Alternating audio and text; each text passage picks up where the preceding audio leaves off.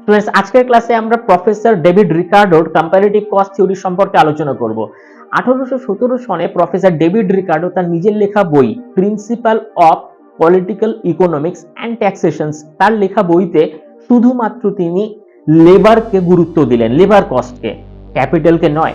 চলো এটাকে একটা এক্সাম্পলস এর মাধ্যমে জেনে নিই। ইন্ডিয়া এবং ইউকে দুটো দেশই হচ্ছে চাল এবং কাপড় উৎপাদন করে। তো ইন্ডিয়াতে চাল, 1 ইউনিট চাল উৎপাদন করতে 10 ঘন্টা সময় লাগে, আর কাপড় উৎপাদন করতেও 10 ঘন্টা সময় লাগে। তো এবার ইউকেতে দেখা যাক কত সময় লাগে।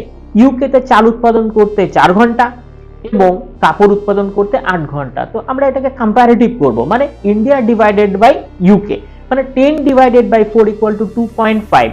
আচ্ছা, এবার কাপড়ের ক্ষেত্রে 10 ডিভাইডেড বাই 8 ইকুয়াল টু 1.8। তো এইভাবে আমরা দেখলাম যে তুলনামূলকভাবে ভারতবর্ষের টাইম বেশি লাগে।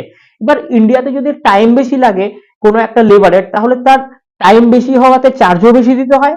তো এতে কি হয়, 1 ইউনিট পণ্যের ওপরে টাইম বেশি লাগার কারণে কস্ট প্রাইসও বেশি হয়। তো তুলনামূলকভাবে যখন ফিনিশ গুডসটা মার্কেটে বিক্রি হবে, ওভারঅল গুডসটা, তাহলে সেটা তুলনামূলকভাবে মূল্য অনেকটা বৃদ্ধি হয়ে বিক্রি হবে। তো সেক্ষেত্রে তুলনামূলকভাবে যে কম দেশে টাইম কম লাগবে, তার জিনিসটা তুলনামূলকভাবে সস্তা হবে। তা কম্পারেটিভ কস্ট থিওরিতে প্রফেসর রিকার্ডোস আমাদের এটাই বোঝাতে চেয়েছেন যে টাইম যদি বেশি লাগে লেবারের কারণে, তাহলে তার কস্টও বেশি লাগে।